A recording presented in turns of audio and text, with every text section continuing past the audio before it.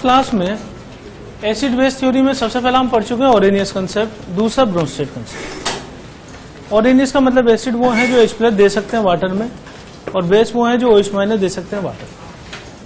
Bronsted के हिसाब से प्रोटॉन देने वाला एसिड और प्रोटॉन लेने वाला बेस। लुईस की जो डेफिनेशन है इसके हिसाब से एसिड कौन से हैं, which can accept electron, which can accept electron, इन सबको हम बोलते हैं लुईस एसिड। आगे मैं वर्ड लगा देता हूं लुईस एसिड कौन से। इसके जो एग्जाम्पल है, सबसे पहले है ऑल टाइप ऑफ केटाइंस, जितने भी केटाइन अपने पास होते हैं, जैसे फॉर द एग्जाम्पल H+ लिख दूं, NH4+ लिख दूं, Na+ लिख दूं। केटाइन पे अगर प्लस चार्ज है तो इजीली इलेक्ट्रॉन को एक्सेप्ट कर सकता है, ठीक है ना। तो इस प्लस चार्ज की वजह से सारे केटाइन को हम क्या बोलते हैं, लुईस एसिड। सेकेंड है electron deficient compound, electron deficient compound.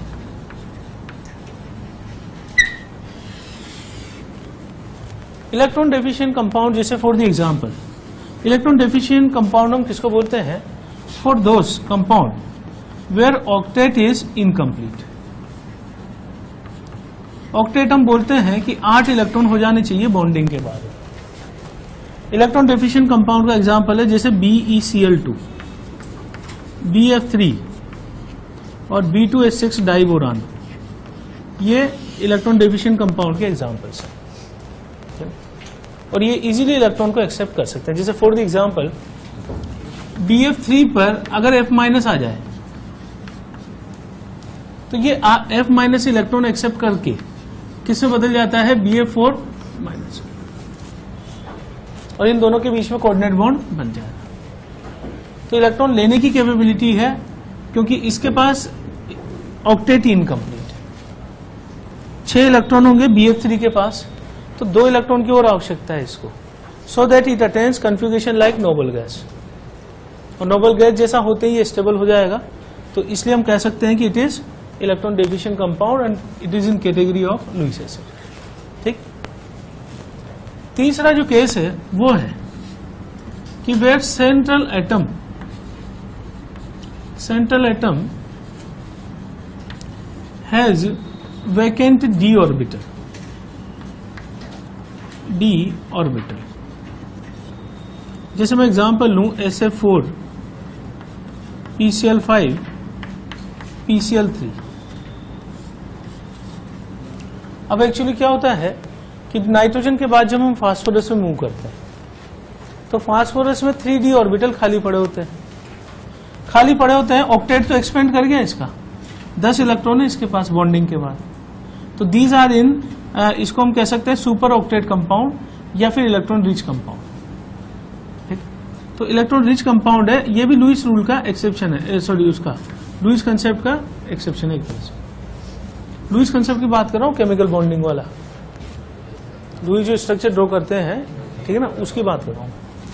PCl5 के सामने अगर Cl- आ जाए तो इलेक्ट्रॉन पेयर एक्सेप्ट कर सकता है और बना लेगा PCl6-। तो लुईस एसिड की कैटेगरी में कौन से आ जाएंगे, all type of cations, electron deficient compounds और जिनमें ऑक्टेट इनकम्प्लीट। अब आपको याद हो तो कोऑर्डिनेशन कंपाउंड में हमने पढ़ा था कि जैसे आयरन +2 के साथ 6 Cn- जुड़ जाए तो 6 Cn- मिलकर ये कॉम्प्लेक्स बना लेता है FeCN6 -4। इस कॉम्प्लेक्स का एक दूसरा नाम और है एडक्ट। यानी लुईस ये बोलता है कि एसिड और बेस जब रिएक्ट करेंगे, ब्रोंस्टेड तो ये कहता है कि एसिड बेस रिएक्ट करेंगे तो प्रोटॉन का ट्रांसफर होने वाला है, because acid can give proton and base can accept proton. लेकिन लुईस उसको ऐसे समझाता है कि अब प्रोटॉन का ट्रांसफर नहीं होगा, अब होगा इलेक्ट्रॉन का ट्रांसफर, बेस से इस साइड इलेक्ट्रॉन का ट्रांसफर। इलेक्ट्रॉन लेने वाला एसिड और देने वाला बेस। इसका मतलब इन दोनों में जो कंपाउंड बनेगा उसको हम बोलते हैं एडक्ट। या इसको हम कॉम्प्लेक्स आयन भी बोल सकते हैं। अब कॉम्प्लेक्स आयन में आप ही देखो Cn minus is called as ligand, electron donating species, ठीक है। इसका मतलब ये तो कहलाती है यहाँ पे लुईस बेस, ठीक है, और ये कहलाता है लुईस एसिड, ठीक है। तो central atom in a complex ion works as a Lewis acid while ligand works as a Lewis base. दोनों में आपस में क्या हो रहा है कि ये इलेक्ट्रॉन इसको दे रहे हैं, ठीक, नोट कीजिए। लुईस बेस में पहला आता है all type of anions, all type of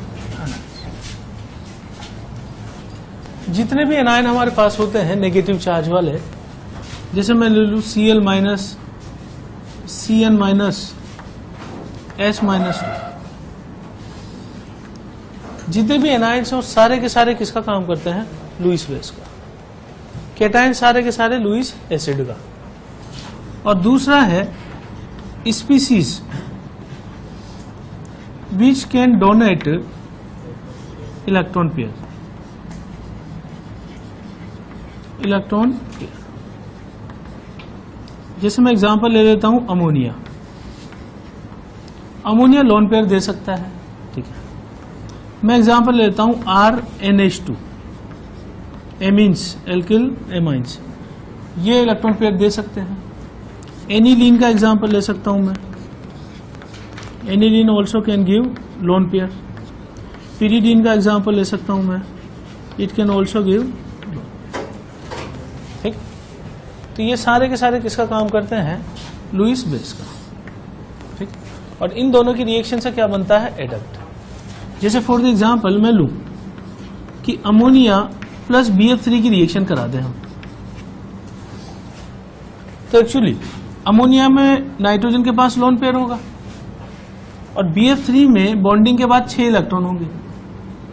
उस केस में क्या होता है कि यहां से BF3 में जैसे मैं स्ट्रक्चर ऐसे बना दूं FFF और नाइट्रोजन का स्ट्रक्चर HHH और लोन पेयर।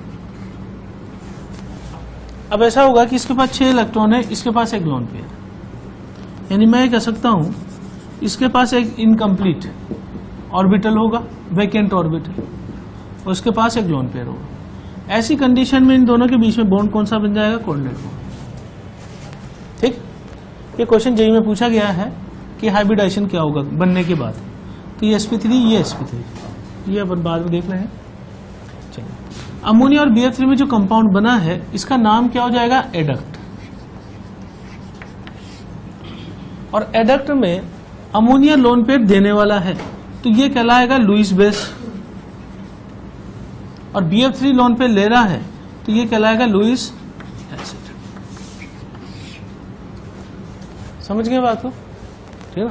तो ज्यादा जनरलाइज जो डेफिनेशन है वो लुईस की है, ठीक है ना। सबसे शॉर्ट डेफिनेशन अपन मान सकते हैं ओरेनियस की, उससे थोड़ा वाइड कैटेगरी होगी ब्रोंस्टेड की, और सबसे वाइड कैटेगरी होगी लुईस की। नोट करिए देखकर पूछ लिया जाए कि which is Arrhenius acid, which is Bronsted acid, which is Lewis acid. Criteria अपने पास पता है अपन को, ये H+ देने वाला, ये OH- देने वाला, H+ देने वाला, H+ लेने वाला, इलेक्ट्रॉन लेने वाला, इलेक्ट्रॉन देने वाला। इस क्राइटेरिया पे अपन चेक करेंगे। तो सबसे पहले ओरेनियस एसिड में कौन सा आएगा? HCl और H2, ठीक। अब नीचे आ जाए अपन, ओरेनियस बेस में कौन सा आ जाएगा? NaOH, केवल NaOH आएगा, ठीक। ब्रोंस्टेड एसिड में HCl, H2, SO4, ठीक। ब्रोंस्टेड बेस में आ जाए अपन तो ये आ जाएगा NH3, NaOH नहीं आएगा, है ना। H+ लेने वाला इनमें से जो भी होगा वो ही आएगा सर, ठीक। और लुईस एसिड में कौन सा आ जाएगा? BF3, PCl5 और लुईस बेस में अमोनिया और Cl। अब देखो यहां से आपको कमियों का पता लग जाएगा। जो सबसे पॉपुलर एसिड है HCl, H2SO4, लुईस की डेफिनेशन उनको एसिड नहीं मानती, ये बात समझ पा रहे हैं? लुईस की डेफिनेशन के हिसाब से वो एसिड है ही नहीं, ठीक है। इसके अलावा NaOH जो पॉपुलर बेस है, लुईस उसको बेस मानता ही नहीं। अमोनिया के बारे में आ जाए तो अमोनिया को ब्रोंस्टेड बेस मानता है, लेकिन ओरेनियस मानता ही नहीं। तो ये तीनों डेफिनेशन जो है ये अलग अलग क्राइटेरिया के हिसाब से, अलग अलग साइंटिस्ट की अलग अलग डेफिनेशन है। इनमें से किसी को भी हम फुल प्रूफ नहीं बोल सकते। हमें कह सकते हैं कि ये अलग को डिफाइन करेगा, मतलब पर्टिकुलर किसी एसिड को ये डिफाइन कर देगा तो ये नहीं कर पाएगा, ठीक है ना। तो ये धीरे धीरे जैसे जैसे सब्जेक्ट डेवलप हुआ वैसे वैसे थ्योरीज आई, लेकिन हम किसी को भी फुल प्रूफ थ्योरी नहीं बोल सकते इनमें से, कि कोई ऐसी थ्योरी नहीं है जो सभी एसिड और बेस को एक्सप्लेन करे। तो कुछ को ओरेनियस एक्सप्लेन करता है, कुछ को लुईस, कुछ को ब्रोंस्टेड। अब जैसे अमोनिया है, ammonia is a popular base, तो ये उसको मान ही नहीं रहा है, ठीक है ना, लुईस मान रहा है उसको। अच्छा, व्हाइट की वेराइटी जो है किसकी है? लुईस एसिड और बेस, लगभग सभी को एक्सप्लेन करता है एक्सेप्ट जो पॉपुलर है, HCl और NaOH, ठीक है ना। चलिए नोट करो।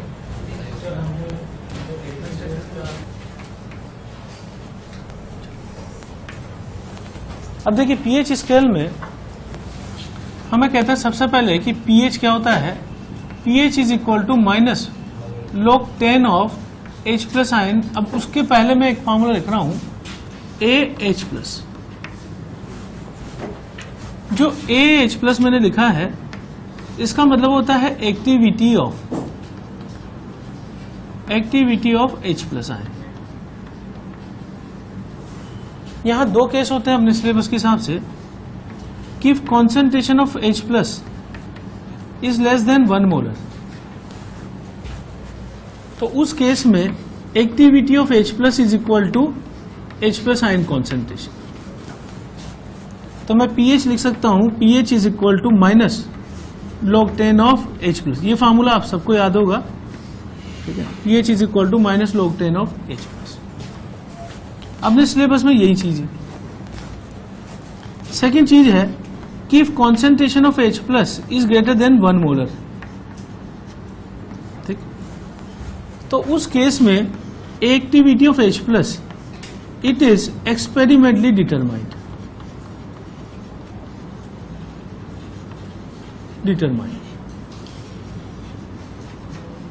यानी कि ये चीज जो है अपन को अपने सिलेबस के हिसाब से नहीं करनी है। यहां पे 1 मोलर से अगर ज्यादा हुआ, जैसे सपोज करो मैं 10 रख दूं, ठीक है ना, अगर मैं 10 रख दूं तो log 10 की वैल्यू होती है 1, तो ये क्या आ जाएगा? -1। जबकि अपने सिलेबस में अपन जो pH स्केल पढ़ते हैं वो कहां से कहां तक पढ़ते हैं? 0 से 40, और यहां पे 7, तो ये तो कौन सा हो जाएगा? न्यूट्रल। और 0 से 7 क्या हो जाएगा? एसिडिक, और 7 से 14 क्या हो जाएगा? बेसिक। तो अपने सिलेबस के हिसाब से pH नेगेटिव हम डील ही नहीं करते, तो ये वाला केस तो आपके नहीं आएगा, है ना। हमें तो सिंपल याद रखना है pH is equal to minus log 10 of H plus ion, ठीक। इस स्केल की भी खासियत ये है कि ये स्केल सिर्फ टेम्परेचर 25 डिग्री सेंटीग्रेड पर ही वैलिड है। यानी जेई में जो क्वेश्चन आते हैं वहां टेम्परेचर 25 डिग्री सेंटीग्रेड दिया होता है ताकि मैं इस स्केल का यूज कर पाऊं। अगर टेम्परेचर अदर देन 25 डिग्री होगा तो ये वाला स्केल भी चेंज हो जाएगा। ये भी हम देखेंगे बाद कैसे चेंज होगा। pH मैंने लिख दिया है minus log 10 of H plus, ठीक है। मैं अगर POH लिखूं तो POH हो जाएगा minus log 10 of OH minus, ठीक। अगर मैं PKW लिखूं तो हो जाएगा minus log 10 of KW। PKA लिखूं तो हो जाएगा माइनस log 10 ऑफ KA। ये बात समझ आ गई? ये जो एक्सप्रेशन होगा यहां पर वो चीज यहां पे अंदर आ जाएगी, ठीक है ना। अगर हम लिखे PKH तो PKH हो जाएगा माइनस log 10 ऑफ KH, ठीक है। तो यहां PH होगा तो यहां H प्लस, OH होगा तो OH माइनस, और KW होगा तो KW। अच्छा, अगर मैं यहां से इसका नेगेटिव लॉग ले लूं इधर, तो H प्लस आयन कॉन्सेंट्रेशन में लिख सकता हूं 10 की पावर माइनस pH। तो अगर pH मुझे पता है, ये यहीं से आया है ना, इधर ले जाएं अपन इसे, तो ये 10 की पावर माइनस pH। क्लियर है पॉइंट ये? इसमें H प्लस से अपन pH निकालने वाले हैं, तो उसके लिए एक चीज लिख रहा हूं मैं, यहां नोट कर लो। अगर मान लो मैं बोलूं कि H प्लस आयन की कॉन्सेंट्रेशन है x इंटू 10⁻⁻⁻, ठीक, उस केस में मुझे क्या करना है, दोनों साइड में log ले लूं 10 बेस में। ये चीज क्या हो जाएगी, log 10 of x plus log 10 of 10⁻⁻⁻, 10 की पावर -y, ये इधर आ जाएगा आगे। ये चीज हो जाएगी log 10 of x minus of y। मैं दोनों साइड माइनस ले लूं तो यहां हो जाएगा minus log 10 h plus is equal to y minus log 10 of x। सही है। माइनस log 10 h प्लस को मैं क्या लिख सकता हूं, pH। तो pH is y minus 10 log 10 x, ये एक्सप्रेशन हो गया। इसका यूज कैसे करेंगे, फॉर द एग्जाम्पल, मान लो मुझे कहीं H प्लस दे दिया 2 इंटू 10⁻⁻3, मुझसे बोला pH निकालिए, मैं सीधा लिख दूं 3 माइनस लो, है ना, मैथमेटिक्स है ये एक्चुअली, ठीक है ना। तो ये एक्सप्रेशन है, तो इससे मैं pH कैसे निकाल सकता हूं, ये इसमें केमिस्ट्री इन्वॉल्व नहीं है, मैथमेटिक्स के हिसाब से। log 2 की वैल्यू हम याद रख लेंगे 0.3010, log 3 की वैल्यू 0.48, log 5 की वैल्यू इज इक्वल टू 0.699 और log 1 की वैल्यू 0, log 10 की वैल्यू। बाकी log की प्रॉपर्टी आपको ध्यान होगी कि log x इंटू वाई क्या हो जाएगा, log x plus log y, log x by y है तो log x minus log y, ठीक है ना। तो सोल्व करने में ये चीज अपने काम आएगी। रिएक्शन देखें तो वाटर की रिएक्शन को हम लिखते हैं ऐसे H plus plus OH minus.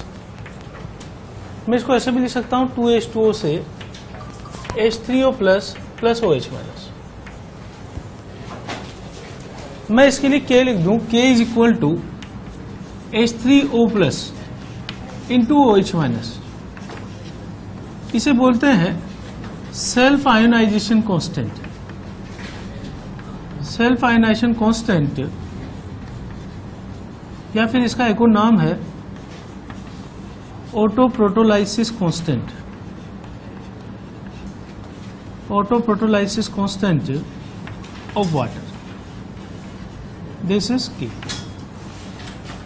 Similarly ammonia के लिए भी मैं ऐसे लिख सकता हूं कि ammonia gives NH4 plus plus NH2 minus. यहाँ पे देख सकते हैं कि अमोनिया का एक मोलिक्यूल H प्लस लेकर NH4 प्लस में बदल गया और H प्लस किससे लिया, NH2। सेम चीज यहाँ पे हुई है, वाटर ने H प्लस दिया और उसी में अंदर ही अंदर H प्लस का ट्रांसफर हुआ। अंदर ही अंदर ट्रांसफर हो रहा है, इसलिए क्या बोल रहे हैं, सेल्फ आयोनाइजेशन, खुद से आयोनाइज हो रहा है, ठीक है। या फिर ऑटो प्रोटोलाइसिस। ऑटो प्रोटोलाइसिस मतलब प्रोटॉन का ट्रांसफर अपने आप। तो अगर इसमें अमोनिया सॉल्वेंट में प्रोटॉन का ट्रांसफर अंदर ही हो रहा है मॉलिक्यूल के बीच में, तो इसका जो मैं K लिखूंगा, जिसको मैं बोलूं ऑटो प्रोटोलाइसिस कांस्टेंट, या फिर मैं इसे बोल सकता हूं K सेल्फ आयोनाइजेशन। तो ये भी इसी की तरह क्या होगा, concentration of NH4 plus into concentration of NH2 minus, ठीक है। K autoprotolysis for ammonia is NH4 plus, यानी आयंस का मल्टीप्लीकेशन, जो इसके प्रोडक्ट आयंस है उनका मल्टीप्लीकेशन ऑटो प्रोटोलाइसिस और इसके आयंस का मल्टीप्लीकेशन ऑटो प्रोटोलाइसिस, ठीक। Properties of water.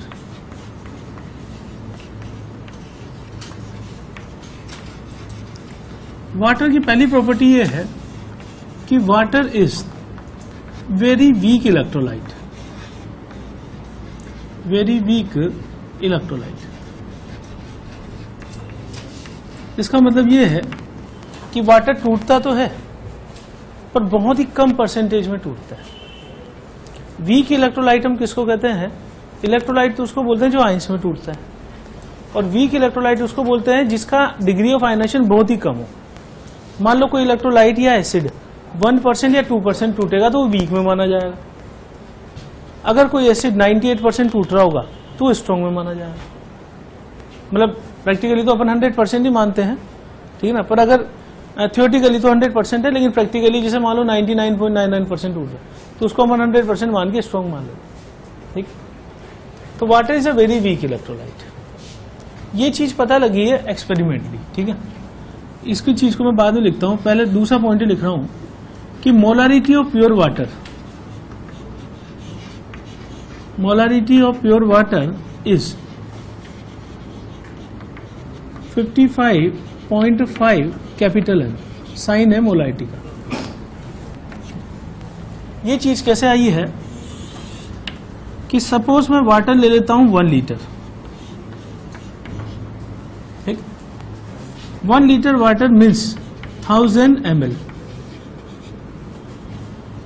वाटर की डेंसिटी होती है 1 ग्राम पर ml।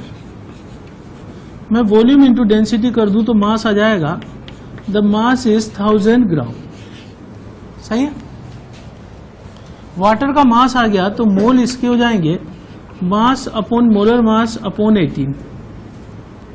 ये सोल्व करूं तो 55.5 आ गया। अब मोलारिटी के लिए मेरे पास दो चीजें होनी चाहिए, एक तो वॉल्यूम और एक चीज होनी चाहिए मेरे पास।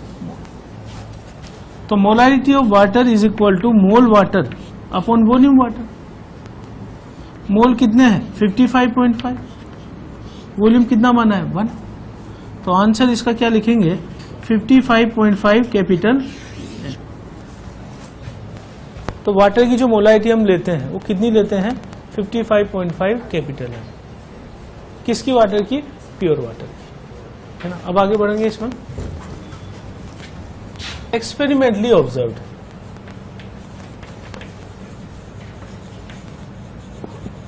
observed that at 25 degrees centigrade concentration of H plus ion in water is 10 to the power -7 capital है।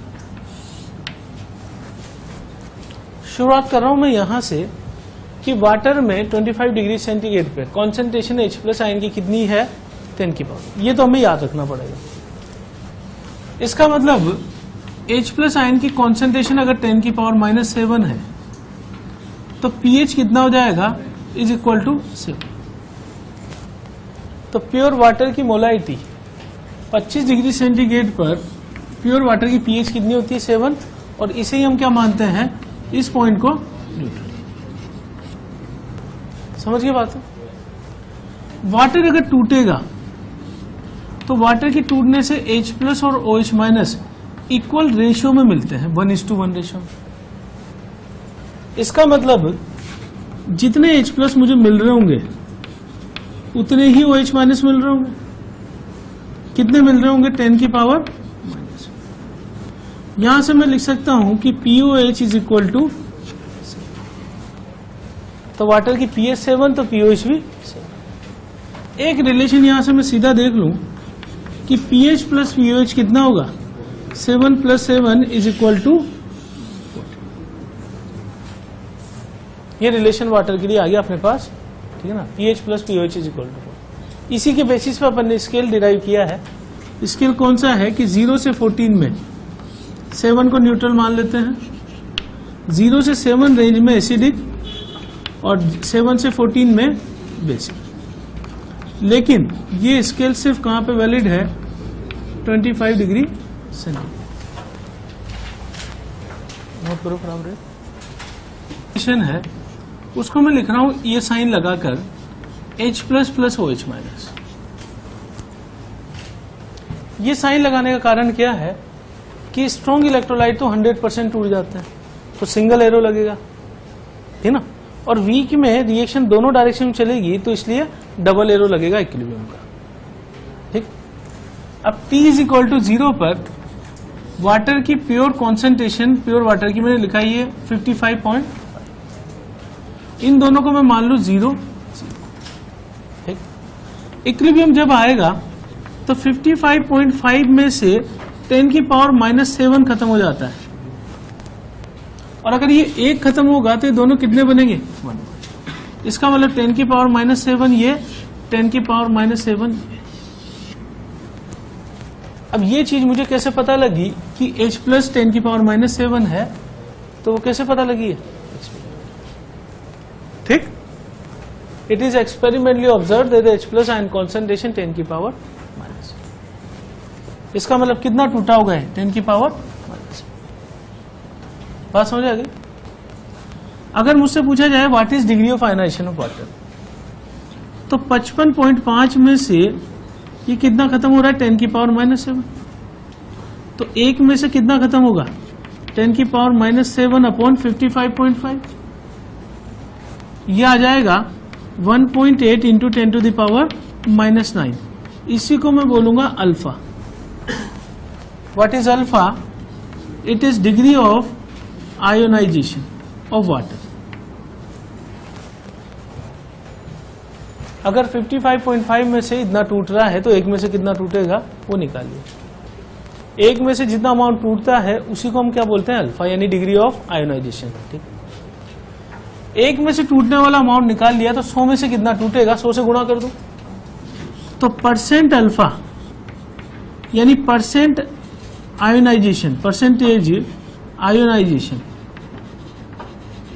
इज इक्वल टू 100 से गुणा करके 1.8 इंटू 10 की पावर -7%। ध्यान देना दोनों में क्या फर्क है।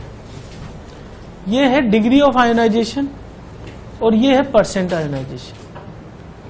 डिग्री ऑफ आयोनाइजेशन कितने में से खत्म होता है? 1 में से। और परसेंट आयोनाइजेशन कितने में से खत्म होता है? 100 में से। तो इस बात पे ध्यान रखिए पूछ क्या रहा है। डिग्री ऑफ आयोनाइजेशन 10 की पावर -9 और परसेंट आयोनाइजेशन 10 की पावर -। ये क्यों हो गया? क्योंकि मैंने इसको किससे मल्टीप्लाई कर दिया? 100 से। जब भी आप डिग्री ऑफ आयोनाइजेशन को 100 से मल्टीप्लाई करते हैं तो परसेंटेज आयोनाइजेशन में कन्वर्ट हो जाता है। बात समझ आ गई सबको? चलिए, हमें कह रहे हैं कि 55.5 में से इतना सा अमाउंट टूट रहा है, इट इज नेग्लिजिबल। तो मैं इस पूरी टर्म को क्या मान सकता हूं? लगभग 55.5 ही मान सकता हूं ना। कैसे? इसमें से थोड़ा सा अमाउंट खत्म हुआ है ना। तो अब मैं क्या लिख रहा हूं इसके लिए? वाटर के लिए के। किसी भी रिएक्शन का के कैसे लिखते हैं हम? के is equal product upon reactant. क्या आ जाएगा? H plus OH minus upon H2। H plus कितना लिखूं? 10 की पावर -7, OH माइनस 10 की पावर -7। H2O की कॉन्सेंट्रेशन 55.5। सोल्व करने पर 1.8 10 की पावर -16। अब ये वैल्यू किसकी आ रही? के की। के हम क्या बोलेंगे? This is ionisation constant of water. Water के आयोनाइजेशन कांस्टेंट को हम बोलते हैं के।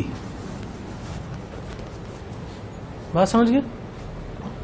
This is ionisation constant of water. अगर हम इसका नेगेटिव लोग ले लें, माइनस लोग, तो पी के निकाल लेंगे अपन, है ना। वो आगे लिख रहा हूं मैं। K is equal to 1.8 into 10 to the power -16। Negative लोग ले लें इसका, तो माइनस लोग के बराबर में लिख सकता हूं पी के, ठीक है ना। और पी के में कुछ भी लिख सकता हूं, ठीक है।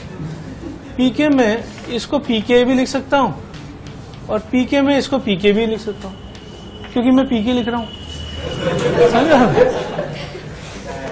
तो पी के जब आप लिख रहे हो, ठीक है, बात सुनो एक बार, तो हम इसको पी के भी लिख सकते हैं, पी के भी लिख सकते हैं। के यूज होता है एसिड के लिए और के भी यूज होता है बेस के लिए। हम इसको दोनों क्यों मान रहे हैं? क्योंकि वाटर H प्लस भी देता है और OH माइनस भी देता है। तो water works both as acid, both as an acid as well as base. तो तो जो इसका पीके है उसको पीके ए भी माना जा सकता है, पीके बी भी माना जा सकता है। ये चीज हम ध्यान रखेंगे। अच्छा, ये मैंने लोग नहीं लिया है यहाँ पे, यहां से ये पीके कितना हो जाएगा, अब चूंकि पीके लिखा है तो गड़बड़ हो गई तो पीके क्या हो जाएगा 16 माइनस log 1.8, जिसकी वैल्यू आप सीधा याद रखोगे 15.74 इज इक्वल टू पीके या पीके। ध्यान दे लें इस बात पे, के की वैल्यू ये है तो माइनस log 10 लेंगे अपन बेस में, तो भी बताया था मैंने, ये क्या हो जाएगा 16 माइनस log 1.8। log 1.8 याद करने की आवश्यकता नहीं है, ये वैल्यू सीधा माइनस करके मैं कितना लिख रहा हूं 15.7। ये चीज हम याद रखें। अच्छा, वाटर के लिए K बराबर मैं K इंटू H2 लिख रहा हूं बराबर H plus into OH minus. ये चीज मैंने कहां से लिखी है, जो हमने K यहां डिफाइन किया है, वाटर को मैं इधर मल्टीप्लाई कर दूं। अब आप ये देखो कि वाटर की कॉन्सेंट्रेशन ऑलमोस्ट कांस्टेंट है और K इज ऑल्सो कांस्टेंट। दो कांस्टेंट को मिलाकर हम एक नया कांस्टेंट लिख रहे हैं जिसको मैं लिख रहा हूं KW। तो KW is equal to H plus into, अगर मैं H प्लस OH माइनस की वैल्यू रख दूं यहां पे तो ये आ जाएगा 10 की पावर माइनस 7 इंटू 10 की पावर माइनस 7, 10 की पावर माइनस 40। तो नेगेटिव लॉग लेने पर PKW इज इक्वल टू कितना हो जाएगा 14.4 वाटर। अब KW हम क्या बोलते हैं वो समझ लीजिए, this is ionic product of water. Self ionisation constant भी बोल सकते हैं इसे हम, आयनिक प्रोडक्ट ऑफ वाटर। फर्क समझ लीजिए दोनों में क्या फर्क है। Ionisation constant of water K है, जिसमें प्रोडक्ट अपॉन रिएक्टेंट आएगा, ठीक है।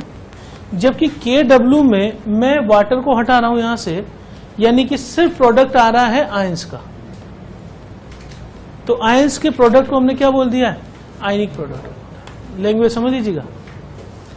आयोनाइजेशन कांस्टेंट ऑफ वाटर की value 1.8 into 10 to the power minus 16 और आयनिक प्रोडक्ट ऑफ वाटर की वैल्यू कितनी है 10 की पावर, और इसका नेगेटिव लोग ले लिया था PKW इज इक्वल टू 40।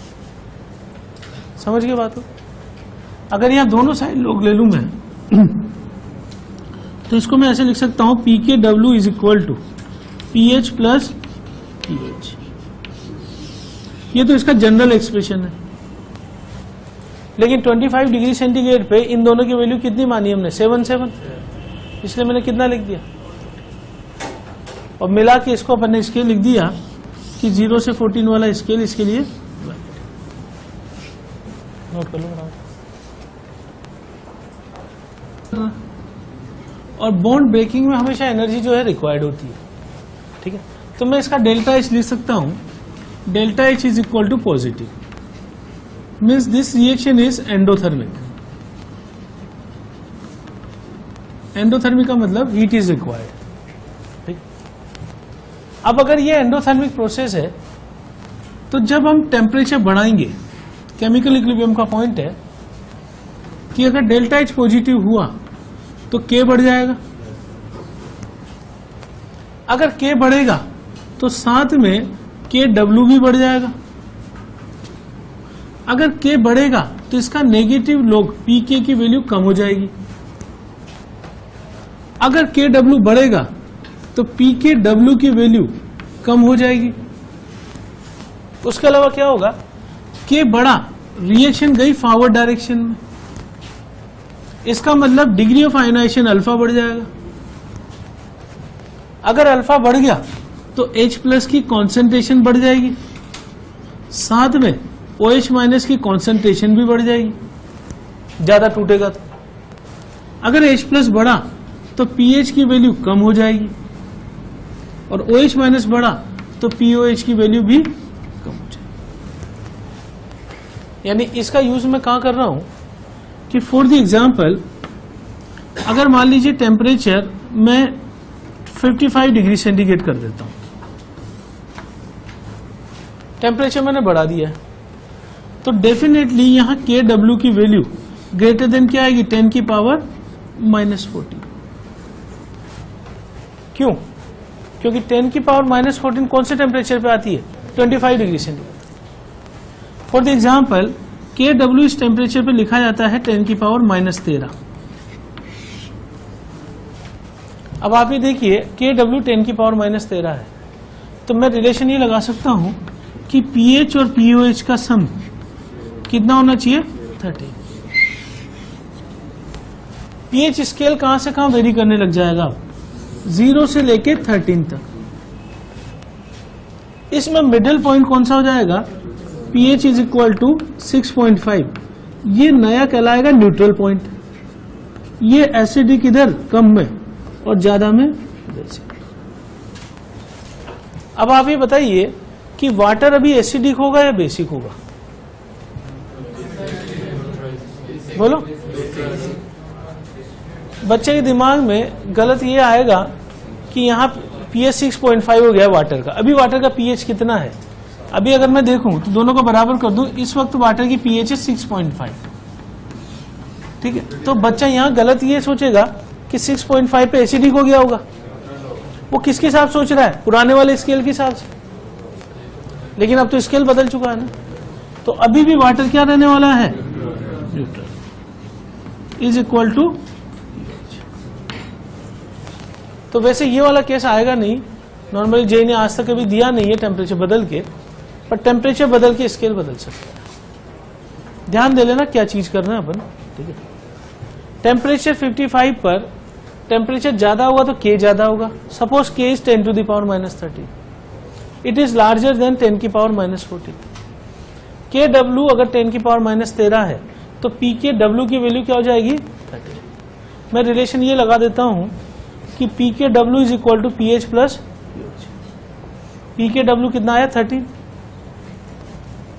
इन दोनों रिलेशन में जब भी वाटर टूटेगा always concentration of H plus is equal to concentration of OH minus. इसका मतलब pH बराबर pOH होगा। यहां 2 pOH कर दूं तो फिर pH की वैल्यू क्या आ गई? 6, pOH भी 6।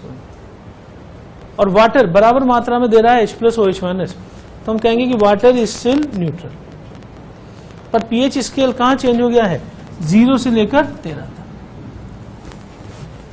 तो जब तक क्वेश्चन में कुछ ना बोला जाए आपको pH स्केल 0 से 14 वाला ही लेना है। कोई भी क्वेश्चन अगर आ जाता है तो 0 से 14 वाला ही लेंगे, अनलेस अनटिल कि वो टेम्परेचर मेंशन करके अलग ना दे और क्वेश्चन में KW की वैल्यू ना दे दे। KW देगा तभी हम स्केल चेंज कर पाएंगे, अदरवाइज नहीं।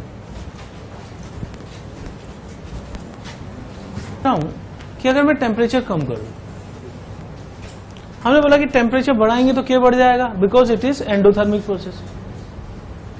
अगर टेम्परेचर मैं कम करूंगा तो K की वैल्यू कम होती जाएगी। K कम होगा साथ में KW भी कम होगा। K कम होगा तो PK की वैल्यू बढ़ती जाएगी, PKW की वैल्यू भी बढ़ती जाएगी। अच्छा, K जब कम होता है तो रिएक्शन किधर जाती है? बैकवर्ड। अगर रिएक्शन बैकवर्ड जा रही है तो डिग्री ऑफ आयनाइजेशन अल्फा की वैल्यू कम होगी। अल्फा कम हो गया तो H प्लस की कॉन्सेंट्रेशन कम हो गई, OH माइनस की कॉन्सेंट्रेशन भी कम हो गई। अगर H प्लस कम हो गया तो pH की वैल्यू बढ़ गई और pOH की वैल्यू भी। फॉर द एग्जाम्पल, टेम्परेचर अगर 15 डिग्री सेंटीग्रेड कर दिया जाए तो KW रफली लेते हैं 10 की पावर -15। टेम्परेचर जब 25 डिग्री होता है तो KW 10 की पावर -14 डिक्रीज हो गया। डिक्रीज होने की वजह समझ गया, टेम्परेचर गिरेगा तो K की वैल्यू गिरेगी। PKW कितना हो जाएगा इसका? 50। सही है, तो मैं लिख सकता हूं कि pH प्लस pOH इन दोनों का सम कितना होना चाहिए? और हमें ये पता है कि वाटर हमेशा न्यूट्रल रहता है तो pH is equal to pOH होगा। तो pH वाटर का भी कितना होगा? 7.5 इज इक्वल टू pOH। इसका मतलब स्केल 0 से लेकर कहां तक चेंज हो गया है? और इसका न्यूट्रल पॉइंट कौन सा होगा? 7.5। It is called as neutral point. It is acidic, it is basic. समझ गए बात को? ठीक है ना। इसका मतलब समरी ये है कि 25 डिग्री सेंटीग्रेड पे तो स्केल 0 से 14 होगा। अगर 25 से कम कर दूं टेम्परेचर तो स्केल लार्ज हो जाएगा, और 25 डिग्री से बढ़ा दूं टेम्परेचर तो स्केल शॉर्ट होगा। पर वाटर दोनों ही केस में क्या रहेगा? न्यूट्रल। ठीक है ना भाई। अगर ज्यादा टूटेगा तो ज्यादा H प्लस OH माइनस मिलेंगे, ठीक है, लेकिन रहेंगे तो बराबर ही मात्रा में, तो इसलिए न्यूट्रल वाटर को तब भी मानेंगे अपन। तो ये कंफ्यूज ना कर जाए कि pH 7.5 हुए वाटर बेसिक हो गया, है ना। बेसिक नहीं हुआ है, स्टिल इट इज न्यूट्रल। ठीक, नोट करो। Relation 4, conjugate acid base pair.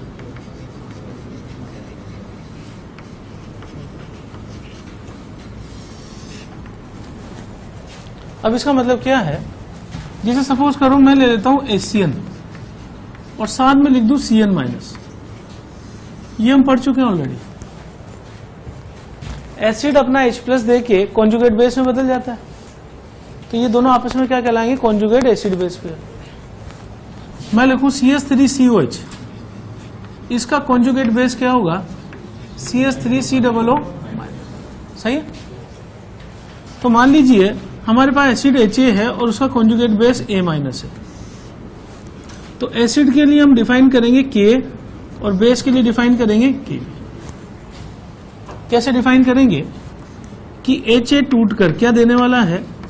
H plus plus A minus, तो इसका Ka हो जाएगा H plus into A minus upon H।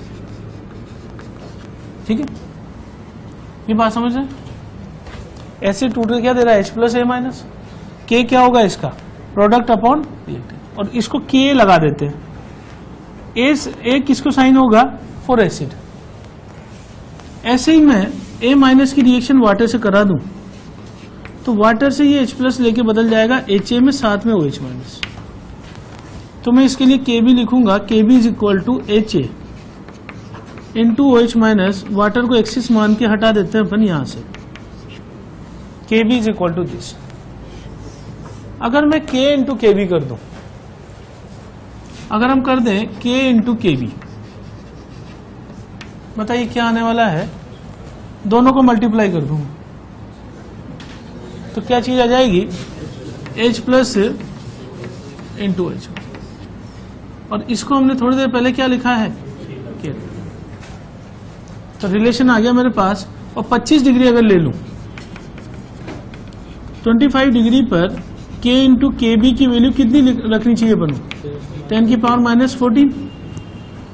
दोनों तरफ लोग ले लें तो pKa प्लस pKb बराबर हो जाएगा 40।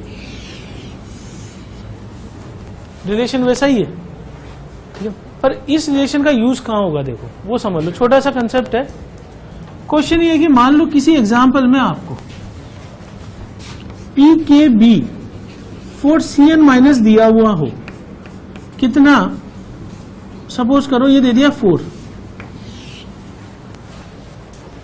ध्यान देना क्या चीज बता रहे हैं तुमको।